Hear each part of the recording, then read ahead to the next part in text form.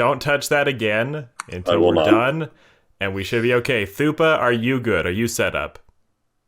I've got my dog, I'm eating a sandwich, and I've got a donut and a cup of tea. That's not an answer to his question. I'm doing great! It's just a binary yes. Yeah, are you ready to record would be the operative concept there, Thupa. I've already said to record my voice, you dickwad. That's fair. Okay, fine. I don't know. I'm the manager. I'm not good at stuff. I don't know what I'm doing. It's okay. Thupa's answer put me mentally into work mode for a moment where it's like, I asked you like a yes or no question. so can you just answer it a yes and then explain what's going on? So I can just it's okay. Dude, it's you funny. have no idea. I am the bane of every one of my bosses. I mean, everyone does it to some extent. I mean, right? I do it to an extreme. I like to think I've definitely gotten better about it. I definitely don't have a perfect track record, but I always try and pare back. Like, okay, like answer the question first and then explain why it's yes or no, rather than like, well, I got to do this, I got to do that. It's just like you ask them for a yes or no question, and they respond with a female orgasm. Every time somebody greets me, I just squirt. It's not what I meant, Thupa. I don't think that's terribly common. It's a medical condition. It's kind of like an allergy. Yeah, it's more like that. It's like defensive reaction. I'm kind of like a squid, but instead of ink, I just squirt. I hate life. I will say about the job thing, it's fun with me because I don't have many people under me. Usually it's really just one, and the other guy is off on errands. But it's fun because I work with working class Joes who are in construction and they were in prison off and on, or they're addicted to drugs. And they have to deal with a manager who is this mystical, far-sighted, lives in another dimension media analysis man. So talking to them, it's like I'm talking in a foreign language sometimes. And I just feel bad because you sometimes see the light in their eyes die when I begin to open my mouth. It's just, oh, god damn it. I just wanted to ask if we had any flathead Phillips screws. And you're just fucking wandering around and talking about metal prices and Chinese futures. And you're fucking the dream you had last night. Just please go away. Oh my Green. god. I had such a fucking bizarre dream tonight. It was insane. A dream? Is life a dream, Thupa? This is the lead-in now. Go, keep talking. A little Tell bit, me your dream. yes. So, I hope it's not like my dream, though, because in my dream, right, so I was in school, but in school they were studying exclusively... Oh, I made a dick. Anyway, they were exclusively studying my university courses from when I was studying to be an engineer, and the problem with it was that I go to the lab, and there's like fucking my classmate there, and what he's doing is he's taking another dick. He's making a fucking... He's like... It's like a plushie, but fucking made out of rubber, and it's out of hamster, and he's inflating its penis with cheese sauce and giggling, and then I wake up and I'm like, oh no, I'm still the hamster. And then I wake up again. yeah. So I already live in hell, Thupa. So you don't need the reinforcement here. Yeah, Thupa, I would have just kept that to myself, to be honest. Look, I'm curious because when something usually like happens in my dream is because it's something that has some bearings of resemblance in reality, and I'm like, yeah, that's why you keep it to yourself. Where does dick inflation with cheese sauce come from? You know, Thupa, not long after the Ukraine thing started, and I had that argument with my family about whether or not it mattered, I actually had a dream. I had a dream. God damn it! I had a dream about you. There was no penis anything related. I had a dream where I went to Russia to save you, and I got trapped in an endless ReZero time loop of dying and or getting sold into slavery over and over and over again as I kept trying to escape Ukraine with you. Well, Ukraine doesn't have slavery, though. That's a strange dream. No, they're great people. Just ask my fucking family. God damn it. Yeah, I mean, third world corrupt shithole, and it definitely wouldn't have. There would be no black market for weapons whatsoever. Oh, Yeah, hi, no AIDS. Didn't notice you joining. And then no slavery of it. No slavery of any variety, of course, happening. No space cowboys running around ignoring the law, capturing Yes. bounties, sleeping with women, Cowman Beep Bob Dude. making improvised recipes with no beef in them. Yeah, that's really depressing. You mean eggs. You just mean eggs, right? Angst and it's jazz. bell Ukraine peppers. has no jazz. Bell peppers and beef, but without the beef, so just the bell peppers. Yeah, and But life the is like eggs, jazz though. without the music. You know, now that I remember the egg scene, I kind of want to fucking jam the entire donut in my face in one go. Okay, that has nothing to do with anything. So Cowboy I Bebop. have a donut. I bet you do. So Cowboy Bebop. Cowboy Bebop was a show that I put off watching for a very long time, partially because I thought it was so funny that I hadn't seen it. Where I was an Anituber guy who had somehow not seen the most popular anime with the American fandom, at least it seems. And so I just kept it going, because I thought it was funny and it was this private joke. Then I watched it in a hurry the end of last year, because I wanted to watch it when I was the same age as Spike. I don't know why. That sounds like exactly the thing you would do. Yeah, well, it's a numerology thing. I kind of felt, because 27 is your Saturn return. It's when Saturn returns to the place it was in when you were born. So 27 is the most spiritually powerful year, or at least one of them. So I felt like, okay, 27 is the perfect age. Everything I do of value will be when I'm 27. And then I didn't do that much of value. Too bad it didn't happen, though, because the world was created last Thursday. Yeah, and it's also a dream. I don't know, man. I don't know. What has Saturn done for me lately?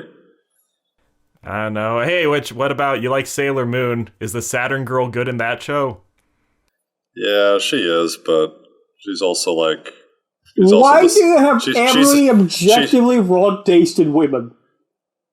Wait, what? I didn't even end up sharing my opinion yet on so you're already telling me I'm objectively wrong? Yes. I feel like you were leading into it being bad. No, she's fine. She doesn't get like that much.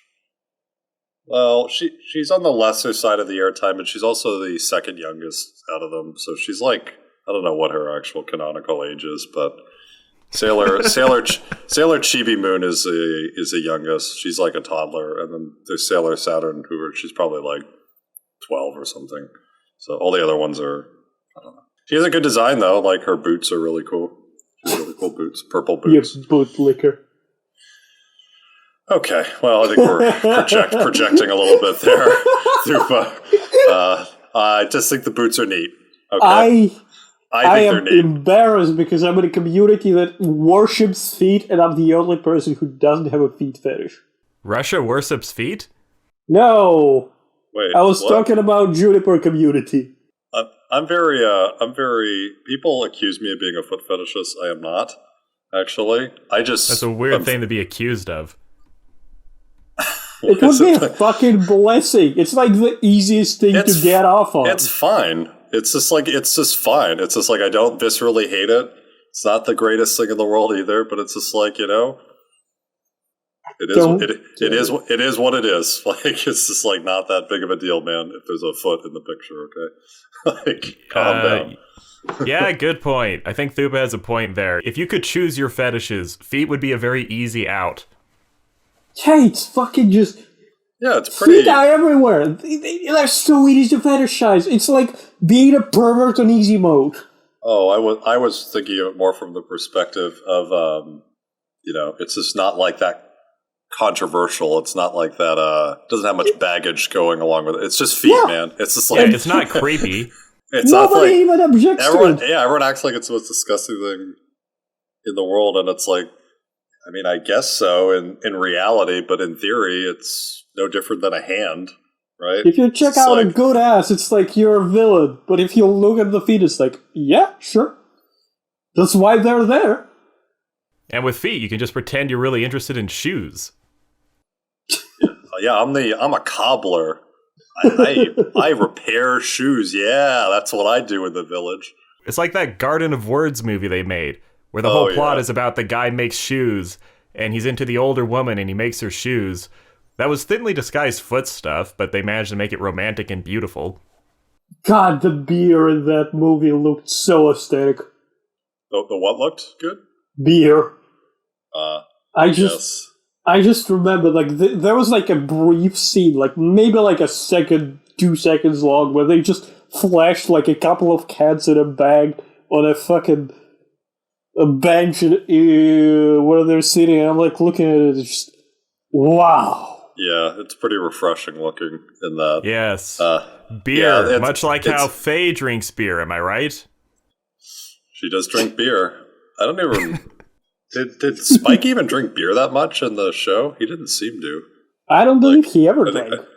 think I might have seen him. No, I saw him with a can once that he, like when they're both standing on the rooftop smoking, staring out, and they both look annoyed. And they're and they both have cans in their hands, cans of beer on it. But I think he's tapping the cigarette. Well, Spike is extremely physically fit. Jet has the dad bod. Jet is really muscly, but there's a little bit of fat on him. And then Faye is an anime girl in her 20s, and those people have a magic ability to not be affected by beer. There will be blood. That's true. Also, I was extremely surprised how little fan art there is of... Like, I thought it was just a Twitter thing. Like, I mean, there are certain circles of fan art that go around and things like that, and there just doesn't seem to be that much of fan. I'm like, is this, like, backed up by anything in particular? And it's like, yeah, if you go on, like, I don't know how to pronounce it, Danbaru, whatever, like, there's only like 500 pieces of fan art or something, like 300 or 500 or something of fan. It's like, that doesn't make any fucking sense. She's like, it's like one of the most popular anime of all time. The man in the mirror knocks his head. And she's she's the it girl of the show, the face of the show, from a female. And it's like there's barely any fan art of her, like, relatively speaking. And I don't know, it's just very odd. And she's a great designer, so... Well, I will that's say because most fan art is of Dog and of Ed. Because everybody loves this. Ed? Oh. Yeah, I didn't check to see how much fan art there was of Ed. but that's more a DeviantArt thing, not a Dan Burrow thing, to be completely honest. Come on, man, it's not that bad. It's a little bad. It was just I was just surprised that it's just such a popular show and fairly popular character. This is very little art of her. Well, I will say about Faye, I don't really see Faye as a waifu. I see Faye as a likable character, but I don't see Faye as someone that you have, I don't know, a crush on or an overpowering infatuation with. She's just part of the team is how I tend to see her. I guess that makes some sense, but also you think about how horrible most of the waifus are.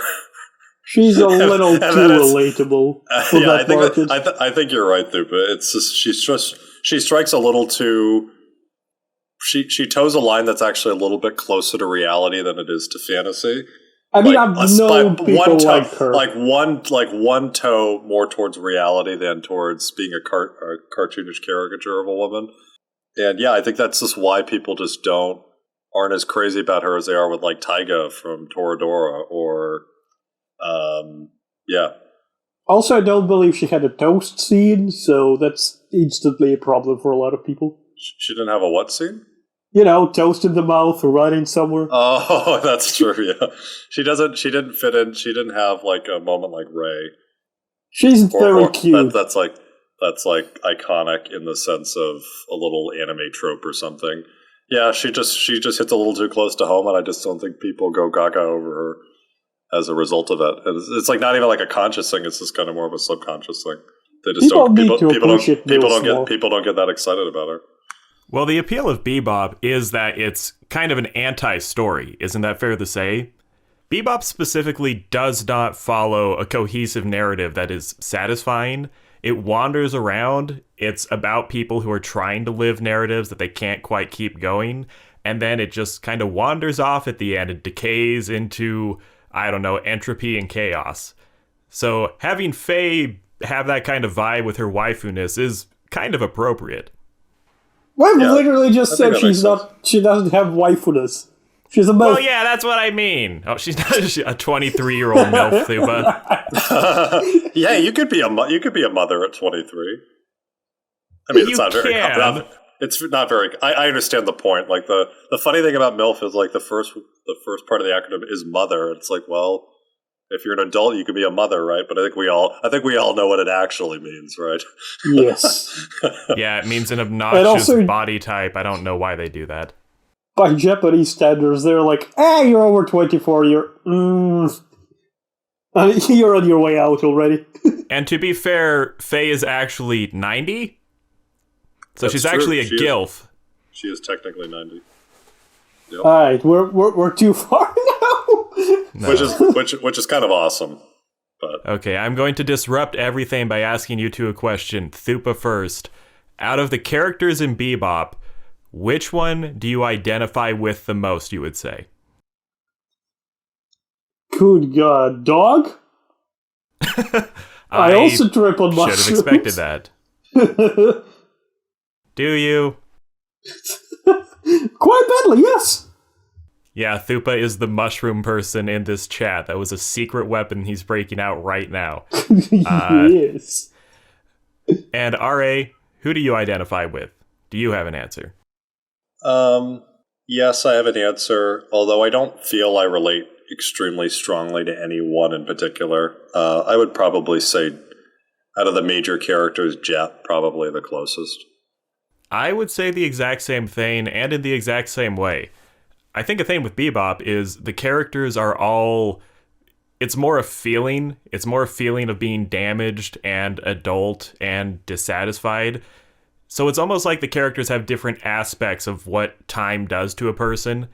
And you're always going to identify with all of them a little bit, and maybe one a bit more than the others.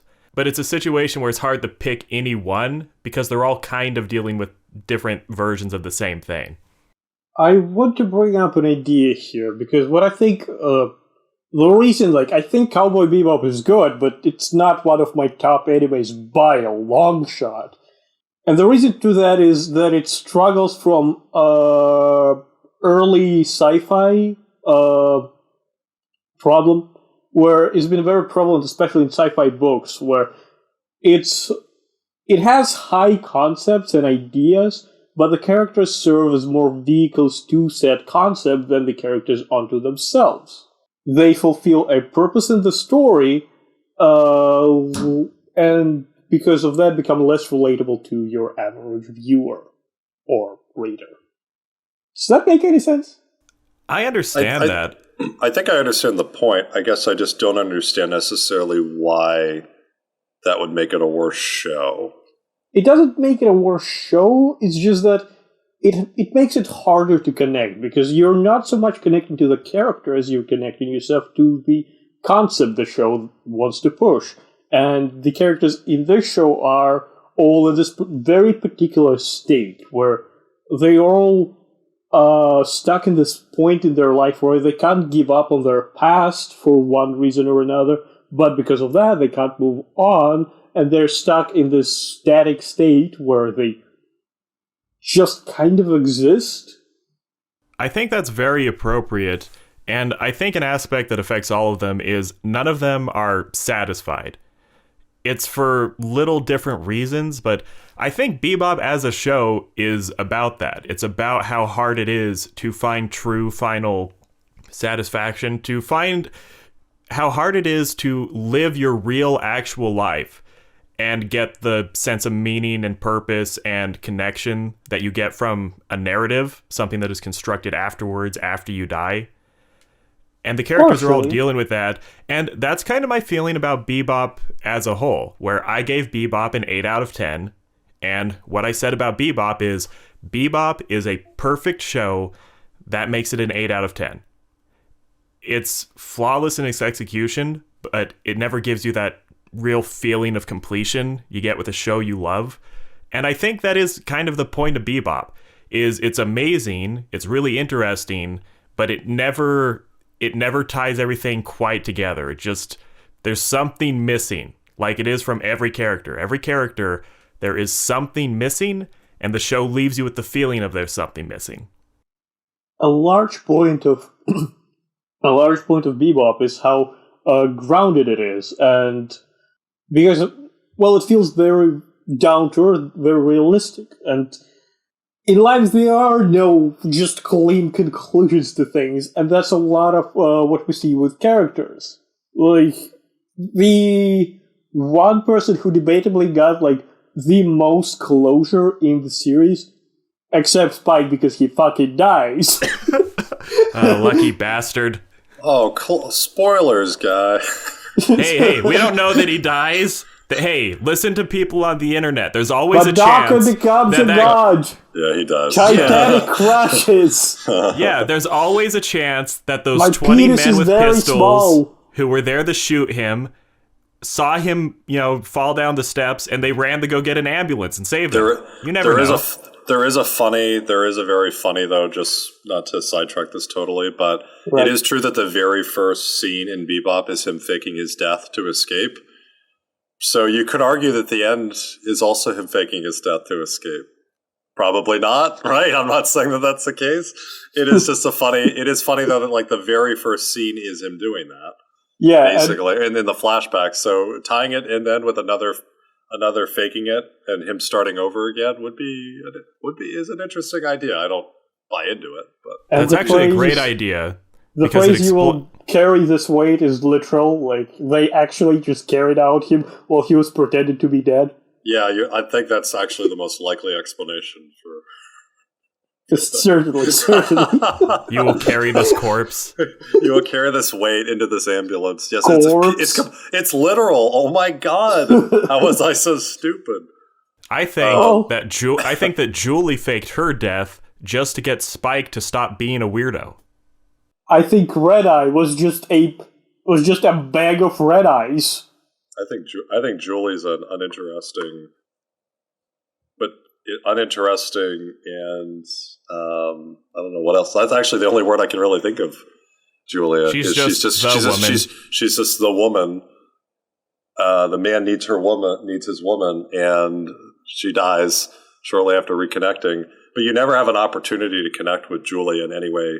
Like you do kind of, because she does get to hang out with Faye a little bit in one episode, but like you don't have the opportunity to really bond with her, really come to like her. She's just kind of there, and I think that is very much on purpose. She's just kind of a ghost that just kind of comes back, mm-hmm. And I don't even think I don't even feel like there's a lot of warmth from. There's obsession, but I don't feel like there's a lot of warmth coming from Spike to Julia. And that's not saying she did anything wrong. She doesn't do anything like objectively wrong or to make her unlikable. She's not unlikable, but she is just kind of there. She's just a person that he cares about. We don't have an opportunity to form a bond with that character like we do with a lot of the other like one-off characters we have in the show. And yeah, it's just a vehicle for Spike's obsession, and then she dies. It's like damn, like damn, that sucks. Yeah, damn, that sucks. Well, you know what can't doesn't really suck? Mad Puro, a character we can truly all identify with. That's true. Who? That is a Mad Puro. Mad Puro. Mad Puro. Great episode. Fucking great episode. I think we can all agree on that. I'm also terrified of cats. It's so good. It's so well, good. it is one of the best episodes. It's also one of the hardest episodes to watch, especially the end where Perot is getting all crushed and shit. And he's just screaming in pain. It's like, oh god. That was just... It's hard not to feel something for him there. One thing I love about that episode, if you watch the fight with Perot, where they go to the amusement park and everything gets all crazy and spun out of control, you can almost see a little shadow of what Space Dandy would eventually be in the fight with Perot.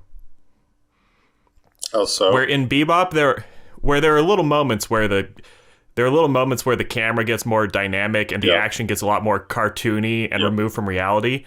I almost feel like when Bebop pushes it, you can almost kind of see where the later work would go when it's what's his name? Watanabe? Yeah, Shinichiro Watanabe. Watanabe.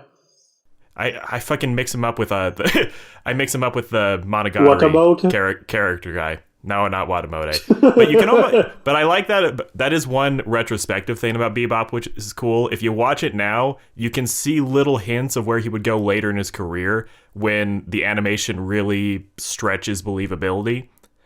And I like that. Yeah, Space Dandy has some kind of a tangent. Space Dandy has some incredible action sequences in it and he dies all the time. Yeah, he does. I'm die so all the time. fucking just like bored Spike. by Space Dandy. I don't know why people like it. Here's the thing, too. It's like I stan it pretty hard, and yet I haven't finished it. I started watching it like 4 years ago, and I still haven't finished. I did buy it recently, although it's pretty far down on the list of me finishing it. But it's like the perfect anime, and it's like for some reason I just can't stay consistently interested in it. And it makes me feel so bad too. It's just like is this what you wanted? It's like, yes. I'm also not that crazy about it either. I did it for you. They put so much work into that show. It's like it should be the perfect show, and it's just not. I don't know. Oh my god, they have a cat in Dandy too. Dandy too? No, it's Space Dandy. Yeah, they have it's Meow, right? Fucking the little cat alien. I don't know. The little cat alien. I like the household robot a lot. Q or something, whatever. Like the little vacuum cleaner robot that's a good robot. It sure is. Speaking of pussy. Okay. Are we back at the squirting? Julia. Yeah, shut up. Yeah, back to is it Julia or Julie? I always fuck up. Julia. It's Julia. Back to Julia. I think Julia being kind of lame is the point. Yep. And one thing about love, you can't really love someone until you also hate them. Right? Or that sounds cool at least. Okay. You are. But I'm going to say... Are you Spirobot? You're going to have to explain yourself here. I'm not saying you aren't onto something, but I'm not going to pretend either that I know what you're talking about. Well, even if he has this overwhelming infatuation with Julia, it's a very one-dimensional relationship. It's not a meaningful relationship in terms of it puts a lot of constraints on him. It's really just, I am tragically in love with this woman, and I'm sending emotion her way. It doesn't really affect me. It doesn't really push me. It's just this lingering hurt in my heart. But the person that Spike really loves and has a really powerful dynamic with and has really complex emotions with is Vicious. Spike actually loves Vicious. That's what I think. So you're saying he's gay? He's kind of. like gay in a heroic way. Oh my god! So just gay. Because it's like a Greek hero. Yeah, so just gay. Yeah. Just completely fucking gay. Gay. He just loves penis. They're just gay. Well, no, I think I'm totally onto that. I think I'm onto something with that, where the real relationship in Spike's life is Vicious. Like, that's who makes Spike who he is. Can we just... Oh, sorry. Can we just take a moment to shit on Vicious in the fucking remake by Netflix? No, we're not talking about the remake. We can't. We just can't. Yeah, I specifically so didn't bad. watch it. Fucking Lord. No, trust me, I'm not even disagreeing with you. I'm sure it's fucking horrible. That's why I have to pretend it doesn't exist. Okay? Or else I'm going to be... What did they do to my boy? What did they do to my boy? Thupa, I did not watch it. Very quickly, can you describe what Vicious looks like in the Netflix? One, he looks like a cheap porn cosplay version of himself. Two, Nice. he fucking... They've tried to tell their own original story while paying constant homage to the story in the anime, and they fucked it up bad. Of course they did. And three, they have so much Vicious on the screen. He's probably like 1/4 of the runtime is just him talking. And do you remember how much Vicious there is in Cowboy Bebop? Not a lot. Very little. Like, he appears in like 4, maybe 5 episodes max. Yeah, he's like maybe like 2 minutes of Vicious total, including the last fucking fight. Which is, thank God he showed up, because he's not interesting. The only thing interesting about Vicious is his relationship, what he means to Spike. That's why he's interesting. He's a fucking edgelord. He's more a concept than a person. Right, exactly. Same thing with Julia. Like, and just to tie it back, Green, to just because we just want to unpack what you said about, being in love with Julia versus being in love with Vicious. Like, I totally agree with the first part of what you said, where, like, Spike isn't really at this point, like, he was in love with Julia at one point, right? I think that's pretty obvious. But at this point, he's not so much in love with Julia as in love with being in love with her. Like, it's so much part of his identity, tragically loving her, that's what he's actually tied to at this point. I think that's Spike's situation in general. In general is what? I think Spike is one of those people, he's constantly trying to impose a narrative structure onto his existence. Right, when his life simply opposes it to some extent. Yeah, where Spike doesn't have a lot going on in terms of what he really wants or cares about. But he has this vision of himself of, I'm this tragic hero, where I'm this anti-hero, where I used to be a hitman, and then my best buddy turned on me, and then my woman is trapped on that planet with my enemy. I think that's... Yeah, okay. All those things add meaning to, or that narrative structure adds some semblance of meaning to his life when it's not so much not true, but the whole nature of the show is how random and unsatisfying life is, and how much it resists that narrative being imposed on it, that, Spike to some extent is just delusional. And yet he kind of does have the perfect thing going in terms of a narrative. He has his arch rival. He has an arch nemesis. He has something that he can anchor his misfortune and hatred on, and that gives so much meaning to his fleeting existence that he needs Vicious to exist, which is so fitting, was that when Vicious dies, he dies too. Because why would you go on in a world where Vicious isn't there? What's the fucking point? I think that was gay. And I think they were totally collaborating with each other to bring that result about. What? Wait, what? Are we gonna kill each other? I've sent the fucking picture in the chat, by the way. Thupa, you're Vicious. Okay, yeah, that's vicious. Horrible. You're Vicious. That is fucking horrible. Wait, what? What is horrible? It's the costume Vicious is wearing in the TV show. Oh, okay. I thought you were saying, like, me saying Thupa's Vicious is horrible. Like, why is that horrible? It's just like, you're my arch nemesis. I need you and you need me to exist. Nevermore. R.A., I will never, ever punish someone on here for telling the truth. It's not even the truth. It's just a joke. A bad one. I am the only one who can keep you alive. Do I even want to... I'm the only one who can kill you.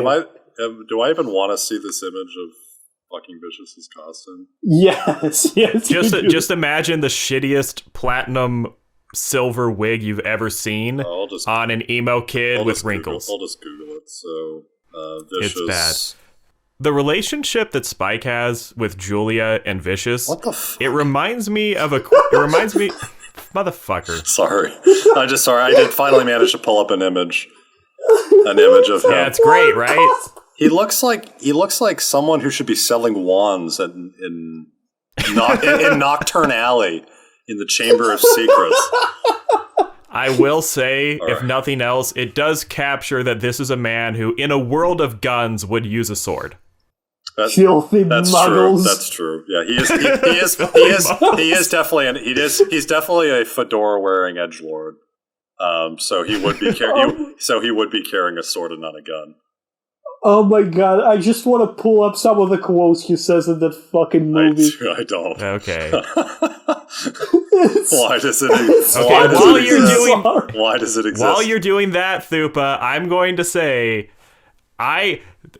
Spike's relationship with Julia and Vicious, it reminds me of a quote from Wuthering Heights, where the main woman says her love for the nice person she's being set up with is like the trees of the forest and the leaves, where the weather and time may easily change them.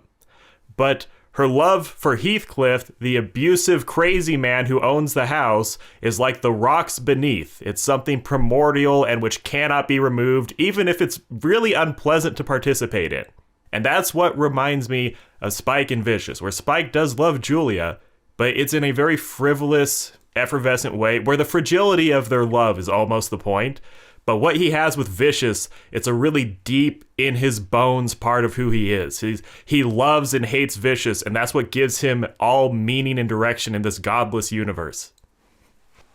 Yeah, I think I would. He craves Vicious. I think he would, not in a carnal sense, but...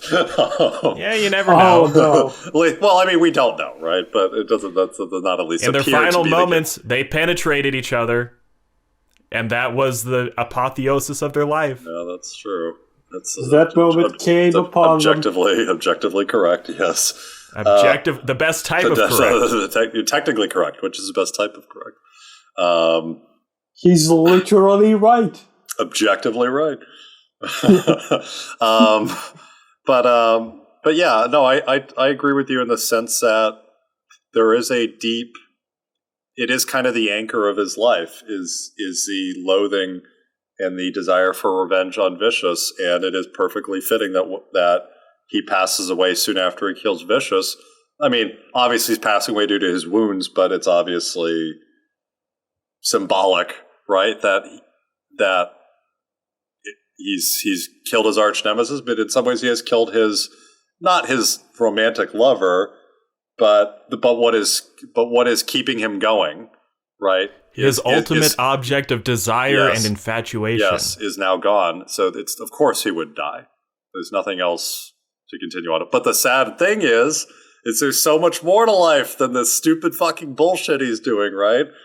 It's why Spike is such a frustrating character, because while it is true that in some ways Vicious is his everything, and it would be fitting for him to pass away after he kills him, it's also like, you have so much more in your life that you could anchor your life on, but instead you decided to fix it on this stupid fucking edgelord that, whoa, yeah, he's wronged you, he's evil. Yeah, no shit, he's a fucking crime boss. Why would you waste your life chasing revenge on this guy? When you have Jet and you have Faye, you have friends. No man is a failure who has friends. That's the key line in It's a Wonderful Life. Yes, I'm tying in It's a Wonderful Life with Cowboy Bebop. The main lesson in that is wonderful, wonderful life. No need to cry. But is that the song? No, I don't think so. I've never seen it. It's a wonderful, wonderful. But yeah, I mean, it is a song, you dipshits. But it's not a song in the. It's a song. It's just not in the movie. But anyway, it's not in the movie. But anyway, I'm not going to go on a rant about how great It's a Wonderful Life is. You should watch it. But yeah, the key life lesson in it is that no man is a failure who has friends, and it's like Spike has friends. He has people who care about him in their own weird way, and he could choose to make that the foundation of his life, and yet he does chasing it after petty fucking revenge, and then be removing himself essentially. A kind of type of ritual suicide is basically what he ended up doing to some extent. Yeah, and he leaves them alone. It's like, what a fucking asshole, right? What a piece of shit. Spike, despite the fact that we've agreed that he survives the end, and will literally carry him out. But he's starting over again after he survives. Yes. So he's still going to abandon Faye. Just like Jazz. The big thing about fucking Spike, for some reason I wanted to call him Jeff just now. Well, the big thing about Spike is that he's completely amorphic. Amorphic, not the word. Amorphous? Amorphous, yeah. Amorphous, that's the word. Throughout the series. Because he, I believe in the very first episode, says that he sees past with one eye and present with the other. He just says that in the last episode. But yeah, he says it. Does he? Yeah, he does. But throughout the entire series, we see him basically do shit that is borderline called impossible by other characters in the show. He constantly throws himself in danger because he just does not give a shit. It's not so much because he's an badass. It's because he just simply does not care. He exists in this just state of complete nothingness. His entire life has been torn away from him, and he does not live because of that. If that makes sense. That does make sense, although in a way, I don't know if it's his life has been torn away from him, so much as it's his narrative has been torn away from him. His sense of how he likes to look at himself it got suspended. Spike was part of a story, the story that he cared about ground to a halt, and then Spike just became a zombie. And then when he saw the chance to kick the narrative back into gear again, he threw everything away for a chance to complete it. Yeah, for bullshit, basically. Like you said, it's his narrative of himself is that he's a tragic lover who's been wronged, which is technically true, but it's also like that story should be over. You don't have to live that narrative anymore. He's like a slave to it. And it's he did finish that narrative at least. He did, yeah. at the cost of everything, right? Which is why he's so stupid at the same time. Like, it's like I like Spike a lot. Like, don't get me wrong, he's an amazing character, but it is so frustrating the more and more as time goes on of Spike just not seeing the things that are right in front of him, the opportunities that are right in front of him. Like, we're all guilty of this to some extent as well too. But he just can't bury the past version of himself and embrace the good things around him. So he chooses to stall, right? Like, in terms of his development. And you're right, he just kind of hangs around and he cares. Like, he doesn't lack totally empathy. Like, he has empathy for some of the one-off and side characters we find in the show, and he helps them. He's not a true zombie. There's sparks of still like a beating heart and like a good person in there. But whenever he has a chance to stick his nose into his old business again, he just goes right after it with complete abandon and just basically says fuck you to everyone else who cares about him and fucks them over too. And it's just not right. It's just, if it were just him, if there were no one else in his life whatsoever, you can make an argument like, okay, if you want to sell your soul basically to this narrative and live out this fucking story the rest of your life, fine. But like, he's not on his own anymore. He has partners, he has friends, and he just doesn't give a shit when he hurts them. And this is horrible. It is definitely not ideal. I mean, he does not lack empathy, that's for sure, because, remind me if I'm wrong here, but in the same episode, both Ed and Valentine leave, and they end the show the episode by just the two guys sitting there having a shitload of eggs cooked for everybody, just cramming them down their faces. Yeah. Missing the people they've lost. Yeah, but it's not even... But no, I totally agree with you. Like, he feels a deep pain in that. But also even in the BS, one-off episodes, which is most of the show, where they don't tie into any narrative whatsoever. Like, he does actually... I mean, he helps people with their problems, right? So, like... Yeah. So, it's kind of his job. I forget which one is it. Waltz for Venus or something. Like, he finds that rock. I have Wikipedia pull up, Rocco Bonaro, that effusive dude who's trying to pay for surgery to restore his sister's eyesight. Fuck that guy. And he tries to help him. I think he meets up back with the blind sister at the end as well too. Gives her the cure or something like that. Like, it's something like that. But like, he clearly he clearly can feel empathy for people's problems, and if he takes a liking to their situation, he's willing to inconvenience himself to try and help them.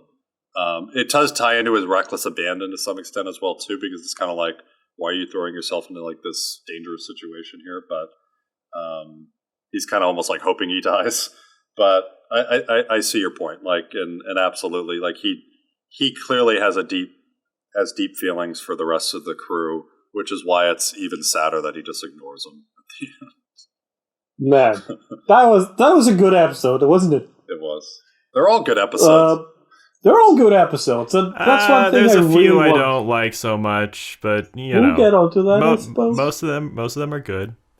One thing I wanted to bring up really quickly is that while it may feel a little disjointed, I feel it's one big part of the overall narrative, because the show is so centered on this state of almost nihilistic perpetuality that our characters go on these adventures while not exactly changing anything in their day-to-day lives is a big grand narrative for the show, where they go on one episode, they try to help a person, they don't necessarily do it very successfully, and then they're back to square zero where they were before, trying to avoid their past and not accept it while not moving anywhere into the future.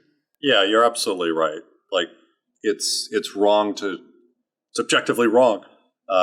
It's wrong. It's wrong. No. What I'm saying is, like, it's wrong to think, though, that there isn't a grand narrative to Cowboy Bebop, because I thought you grew a spine. No. I'm actually agreeing with you, because all the BS one-off episodes that I like to make fun of, they all tie into that theme, right? Generally speaking, of just not making progress. Like, it's kind of the point that their situation doesn't improve, basically, no matter what they do. One day they'll have the beef. Yeah, they're never going to get their fucking beef. They're never going to get that payout. They're never going to... they continue to just not really progress as people, even in the flashes of goodness that they show. They're never really like... They can move the needle a little bit on things, but not by much. The lack of progress is the theme.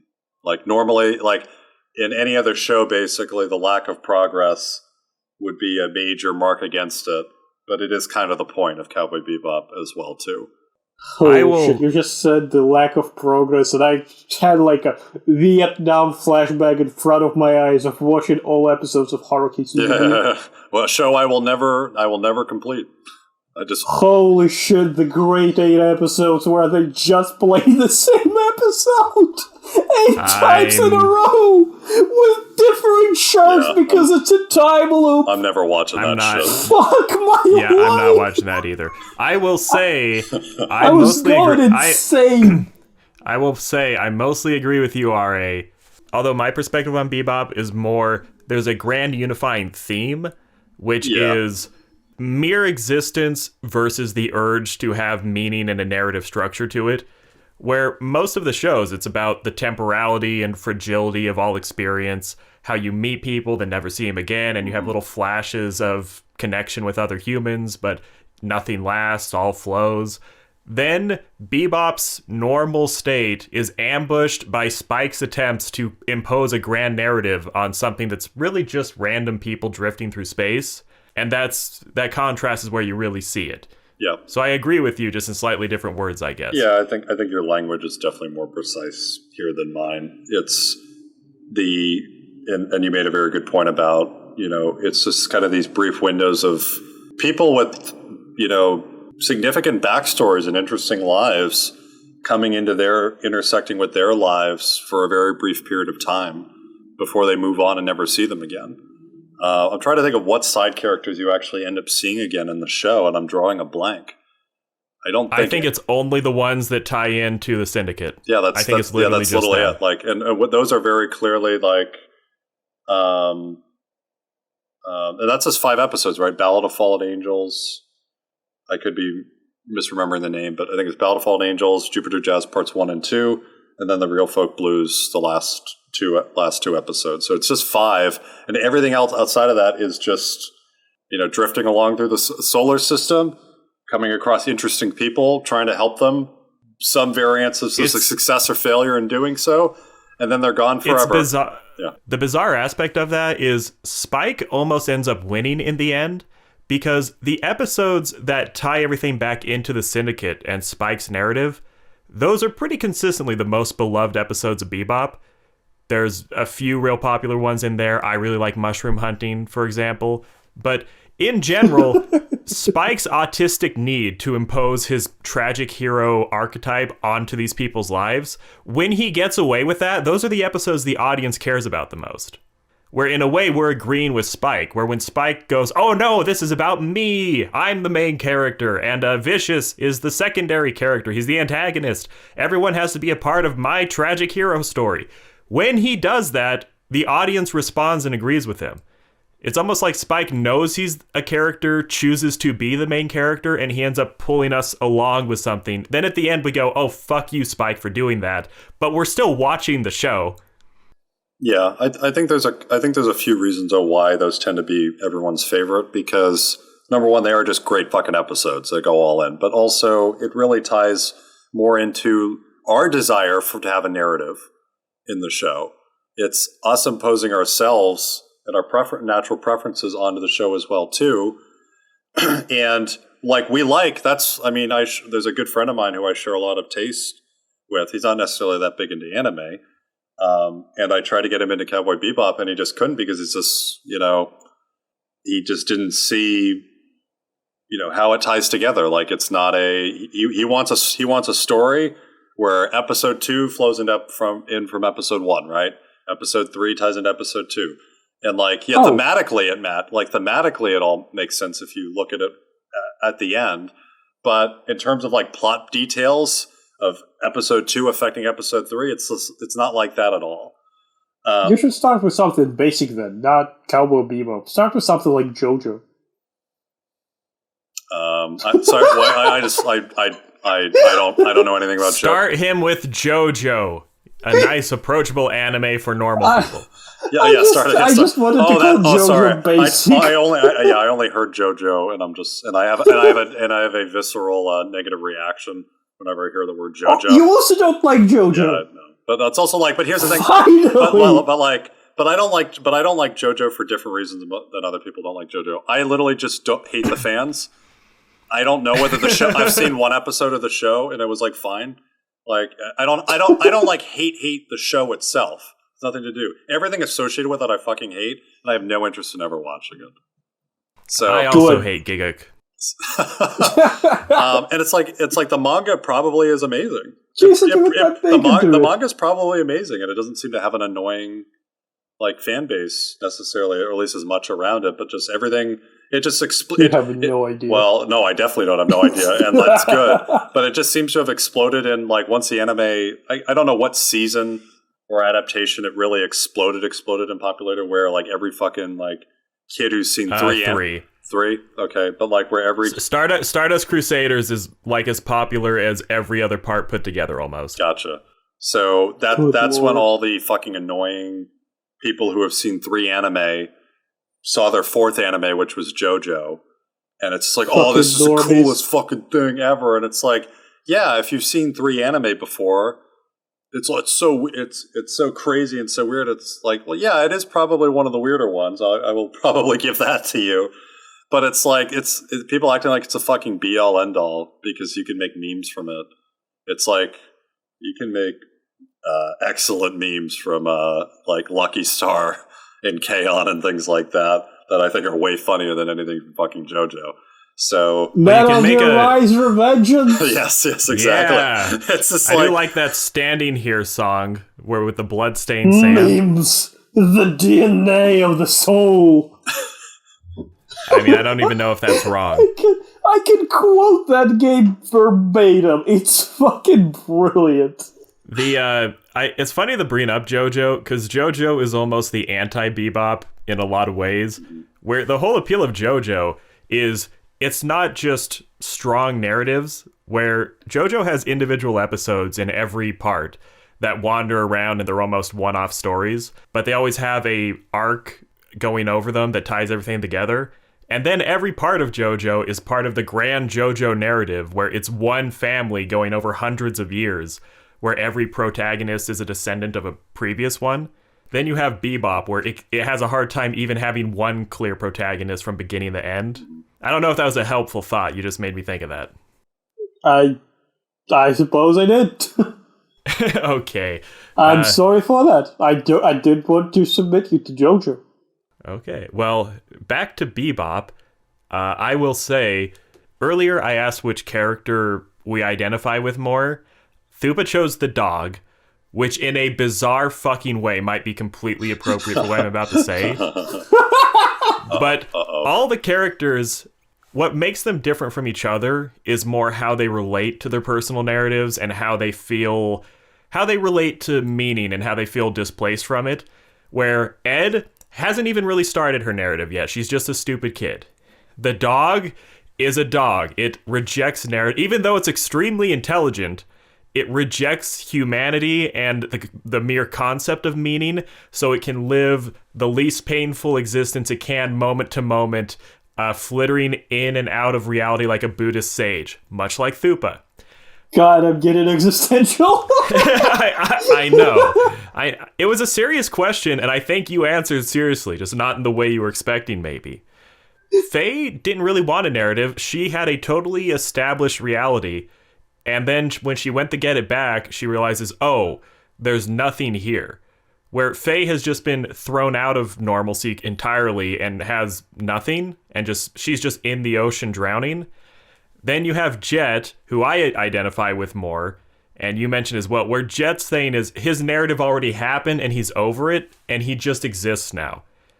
Where he feels like the most meaningful parts of his life were in the past, and it's just over. Jet's just finished. At least that's how he sees himself. Although when he's out with the teenage girl in the Feng Shui episode, which is the one episode everyone hates, I don't hate the. He does get I don't hate the episode, but but you're right. Like that's normally everyone's least favorite. My least favorite is episode 2. That's just me. Which is where he finds the dog, where he finds Ein. Oh. I just don't I think the first episode's incredible, and then that just felt like a real. And then there's a casino episode soon afterward, and that's when I really feel it picks up, like where he meets Faye on the space station casino.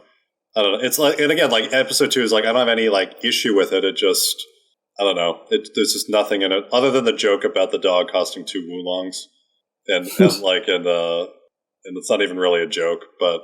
That always stuck with me, but there's virtually nothing in that episode that stuck with me, other than just finding that makes anyway. Go ahead. Yeah, that makes sense. To complete my thought, yes. So then Jet feels like the story happened and he's over it, and just slowly decaying into lack of narrative. And Spike was in a story that paused from his perspective, and I think what you'll take with Bebop whenever you watch it. It will be colored by which of those stages you feel like you're in right now. Like, overall, I do kind of feel like Jet. I feel like the most interesting aspects of my life, at least what I can see from where I am, are behind me.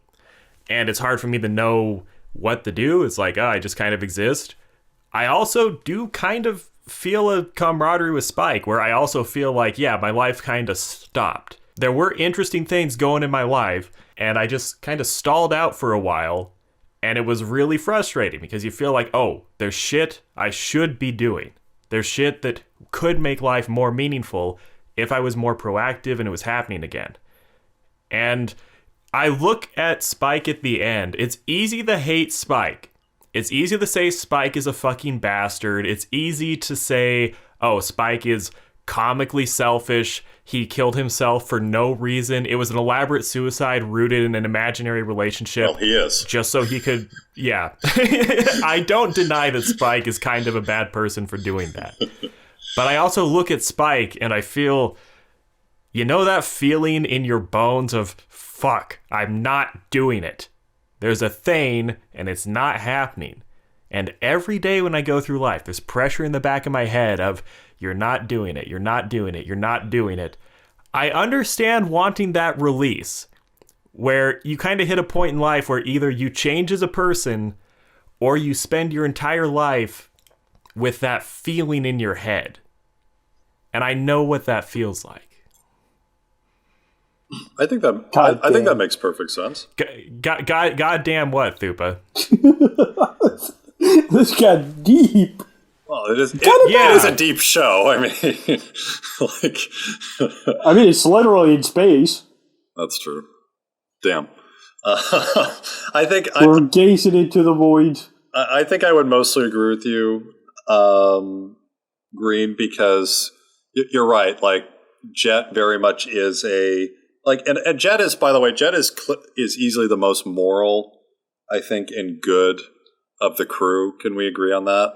I would say yes. Sure. So he hasn't he's clearly depressed. Like, he clearly sees his life as being over in some way, but over in the sense that it's the most meaningful and exciting and joyful parts of his life are behind him. But that doesn't mean he threw away his moral compass just because he got fucked over.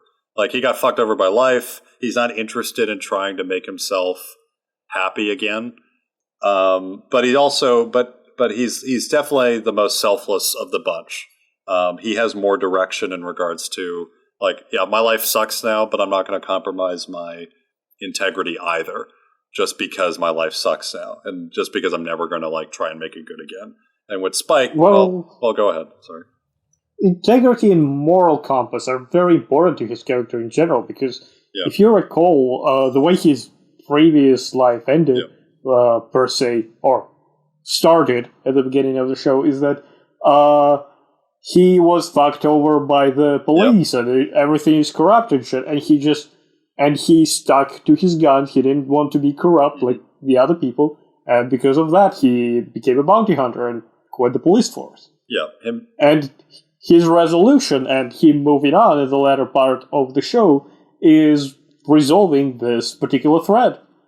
The big thing about him is that I think as a person, he really wants stability, if that makes sense. Yep, I agree. He wants this, one home he can come to, a woman to cook, whatever, or work with, a spouse, some kind. Something Maybe he's gay like Spike. No, him and Spike, well, they have the whole scene of gargling down eggs. So there's probably some symbolism there. Oh my god. Yeah, Spike, Jet, and Faye. They're all running out of eggs and falling into despair. Yeah, you could make a case. It's a stretch, but Faye's getting old, so she's definitely running out of them. 23! God damn. She has 2 years! 2 years. The only guy she knows just died. Oh my god. And she has debt too. It's so funny. It is kind of funny though to see lonely dudes on Twitter talking about women's fertility windows closing and their egg count going down. It's just why are you interested in this? You're never going to impregnate a woman. Well, oh my god. I feel attacked. I mean, I'm not either. So it's this kind of a self-own here. It's why don't you worry about getting a woman first and then worry about anyway, that's whatever. Wait, we were talking about eggs, and then what was the thought? Well, we were talking about how Jet wants stability and a wife. Yeah, and he loses all those things, but the difference I think that's interesting between him and Spike is that Spike, like you said, has his narrative pause. He wants to restart it. Jet interacts with his past in a very different way. He closes both the loops, right? He gets to interact with his narrative again in both cases. He gets to go back to the woman who left him and chat with her, and he gets to get revenge on his friend who fucked him over in the Force. But he just resolves those things, and he doesn't view it as a new opportunity to make his life better. He closed the loop on those things in the past, and he's still stagnant, if that makes any sense. But he's not tied, he's not tied in the maniacal way that Spike is to his past and getting closure. He gets closure. He finds out why his woman left him. He finds out why his friend betrayed him, and he gets revenge on his friend. But like, his life is not now over because he got closure. He's just floating again, and his best days are still behind him, which is like something really sad about that as well too. Even when he gets closure, It's too real. it doesn't open new roads opportunities for him, which is what you would think it would be, right? It's like, okay, you got closure with the old woman, now you find a new woman, right? You got your best friend fucked you over, now you find a new career and a new job, and like, it's just none of those things. It's very depressing.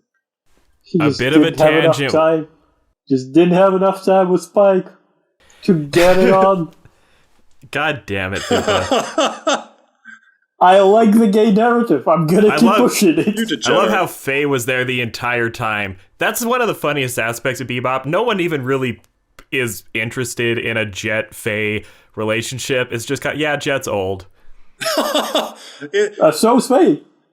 Oh my god, I'm gonna fucking lose. So I'm is gonna fucking lose my shit here if someone calls Faye Yeah, old Boogie again. Woogie Feng Shui was Thupa's favorite episode, I bet. It's not a great episode.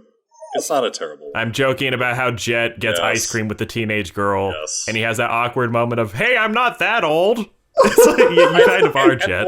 But there is an interesting aspect to that episode that I think people overlook. I think Jet gets a very small glimpse there in just a moment that is like, then it immediately passes, where for a moment he realizes that, and this isn't even necessarily backed up by the events of the show, it's just me kind of projecting a little bit. I think he feels for a brief moment what it's like to be young again and feel, and I think there's a brief moment there where he realized, like, I actually could just start over. But he doesn't. The last part of that, I'm not 100% sure. In general, absolutely. He has a little moment of feeling the vigor of youth again and hope and being like, oh, life could be good. Yeah, I'm definitely projecting a little bit, but if he definitely realized the first part of that, and like where he felt like that kind of youthful vigor again, and I guess I just like to think that for a moment it did cross his mind actually, I could, even though it's not backed up by the events in it, I could start over. He obviously chooses not to, right? He obviously chooses to stay stuck in neutral and rolling down a hill. But yeah, it's kind of a sad episode in that way too. His perception of himself is this guy that his best days are behind him, which is why I very much relate to him as well too. Okay, like I very much relate. Like I said, I don't have any character that it's like, oh my god, dude, it's like this is me. It's me for real. I don't have any character like that, but it's definitely, I would have to say, Jet, that I feel the closest. And I agree with you in the sense as well too of why you relate to Spike. It's like the narrative isn't necessarily over. I'm still in the middle of the narrative. It's just on a detour right now. I'm drifting now before I can actually return to it. And it's like with me, it's like I understand and respect that part of Spike's narrative, or at least that aspect of it. Maybe I don't respect it, but it's like, no, it's like I don't have a pause narrative that I'm going back to. So There it is. what? There it is. There it is. I think Faye is the hardest one to relate to because She's a woman. yes, many mysteries in her behavior. But I mean, in terms of like, At least that's a tomboy. because she has no narrative, and no one has no narrative in real life. No one hit, like, people have been wronged by their lovers. People have been fucked in their career. You know, people have had a nemesis and things like that. She doesn't have any of those things. She just literally was in an accident, and then she was in a coma for so long that everyone she ever knew died. She basically forgot who she was, and she's literally a brand new fucking person in her 20s. And like, that's very hard to relate to. And yet, few things hit harder when near the end of her character arc, but in her character moments near the end of the show, where she finds a tape of herself, and you know, she goes back to probably Singapore, and finds her old home and realizes it's just gone. And also, like, Spike leaving her at the end too. It's like those hit so hard, as well too. But in terms of like, but who is really Faye? Faye is no one. She's a great character. Don't get me wrong. Like, and her moments hit harder than just about all the other moments when they do land. But I think it's just very hard for anyone to relate to Faye, other than just, you know, maybe some of her mannerisms or things like that. Because no one starts a narrative over. No one has no past. She has no past. Like, basically, for all intents and purposes, anyway. I think you can relate to Faye in an abstract way. We're being totally deracinated and having nothing grounding you to reality and just kind of drifting and no one knows who you are. I said in the Monster recording, if no one loves you, you don't really exist. And that's kind of Faye's situation, where she keeps bouncing around between predatory people being after her, whether it's debt collectors or men, and fake care, and then eventually vacuous care, where she meets someone who did know her when she was a kid, but the relationship just doesn't mean anything. It's just an old lady in a wheelchair. In an abstract way, it is kind of there, even if it's not visceral. I forgot what we were saying right before this. No, we were just talking about, you know, what's the nature of Jet's narrative, what's the nature of Spike's, and what's the nature of... So, no, I agree with you. I think that makes sense. And the a nature beautiful of Faye thing is wild. What? What's wild? The nature of Faye is wild. Oh, I love... That's a pun for you I love readers. Faye. Don't get me wrong. I fucking love Faye. Is this a good time, Green, where I could say my brief thing here about Spike and Faye? No, never. I just don't want to detour it like that much, but I got to get this off my chest at some point. So that's totally fine. I'm gonna go into the next room, but I can hear you. Okay. I'm gonna get ready, Green. No. This is a WWE SmackDown right here. No, I'm gonna get some coffee, but I can hear you. Please continue. Yeah. Dies of cringe. What would have solved most of Spike and Faye's problems is them fucking. Oh Lord! That's what should have been done. Like, that is, if they like, and again, like, and just to be like more serious here than obviously like the haha part of that. Like, Faye clearly has strong feelings for Spike, and Spike is, you know, obviously obsessed with like restarting his pause narrative.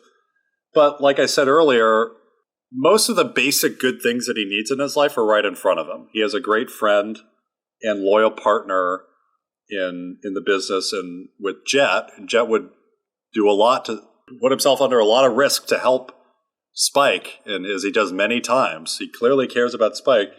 And it's just like, why don't you just start a relationship with Faye? Why don't you just do that? Like, who gives a fuck about like you had a tragic love, it didn't work out, so start over here with the woman who loves you, right?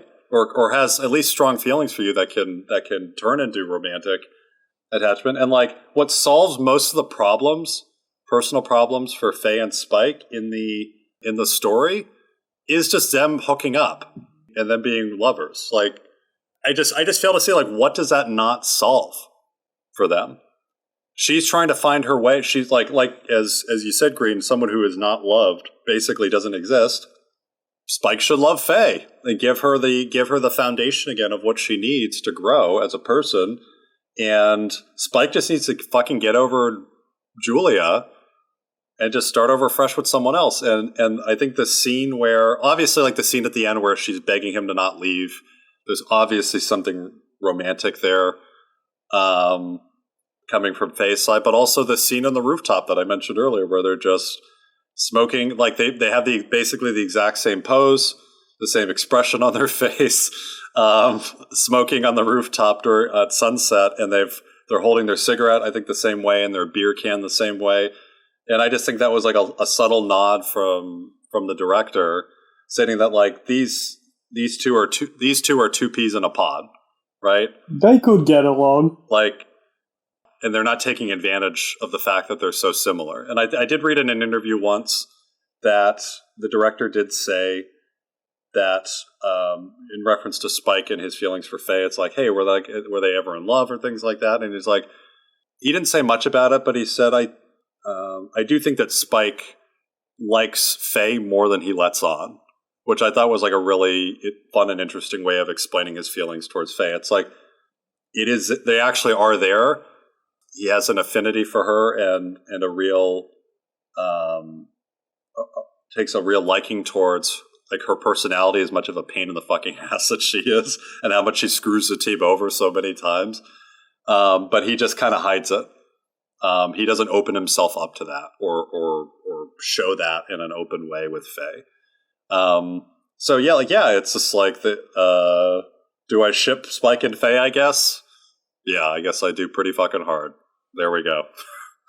That's it. And that ship is the Bebop. Yes, exactly. Genius. Okay, I'm sorry. I'm the genius because it's my idea. I'm calling myself a genius.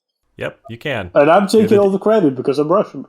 And I actually control and edit the podcast, so yeah, I'm gonna do nothing. Yeah, just cut all that shit out. Don't think I haven't done shit like that in the past. Oh my god, he's got so much of me out. Well, me and You have no idea. Me and Thupa had an issue, especially early on, where there were occasional 15-minute tangents talking about unrelated media properties. I spent several, like 20 minutes talking about gacha games, and this motherfucker. I was in the bathroom. You were just talking. Yes. Oh, and by the way, I was gonna say about RA, Spike sits in the bathroom for who knows how long to eavesdrop on Faye's backstory. That's a real sign of interest and commitment, where Spike didn't want to let on. He acted like, oh, I just had the poop really bad, I guess. But no, like he really goes cares. to the Shut the fuck up! and sneaks on me talking. And then cuts it out. It's so hard to not crush people's spirit while also having a balanced product. And also people have to learn. You have to train people slightly to do a podcast. And the thing is, I'm not that good at it.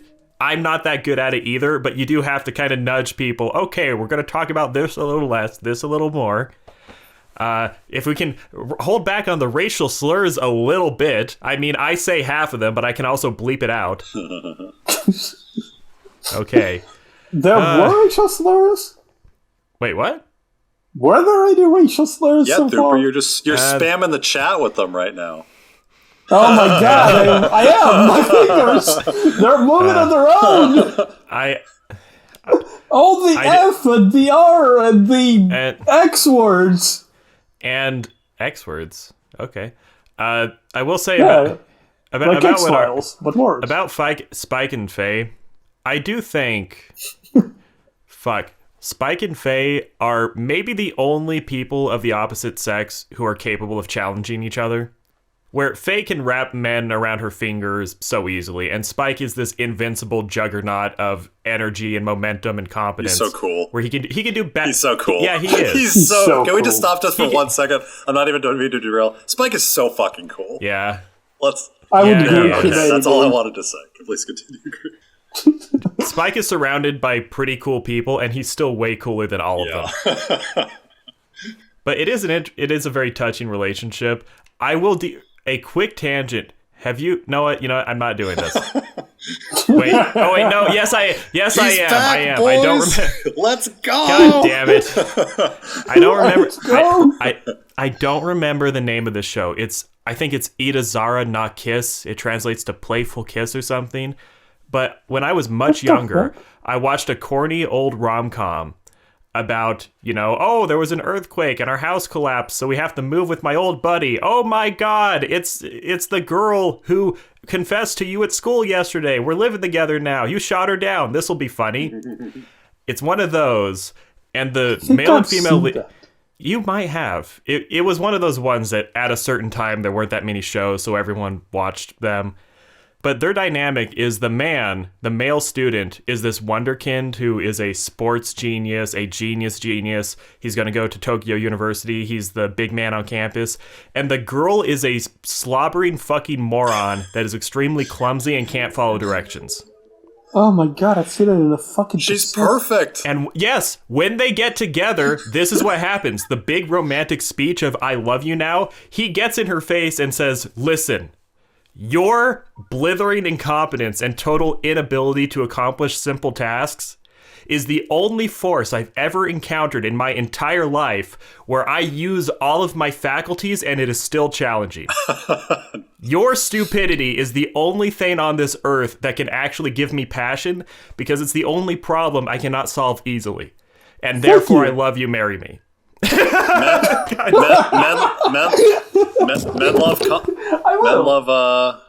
love conflict, and men love a challenge. They do. They love a challenge, and there's something about having an obnoxious, challenging wife to deal with that's very appealing to some extent. Maybe not. Maybe not on a like day-to-day like habit basis, but in terms of like the grand narrative you're constructing of your life and just fulfilling a primal need, it's like, yep. Anyway, now I feel really down on myself because every relationship with a woman I've had in my life, she was the competent one out of the two of us. Yeah, you gave them meaning by dragging them down. You were like the weights on Rock Lee's legs. All those women who dated you, they soared on to unknowable heights because you weighed them down so much that once you were gone, it was like they had superpowers. You made them stronger. I mean, that's very you're very into female empowerment, Thupa. I'm into something. You probably didn't mean to empower them, but you did end up doing so. So you're, in terms of allyship, you know, one of those words being thrown around a lot here in the United States. Your allyship is impeccable.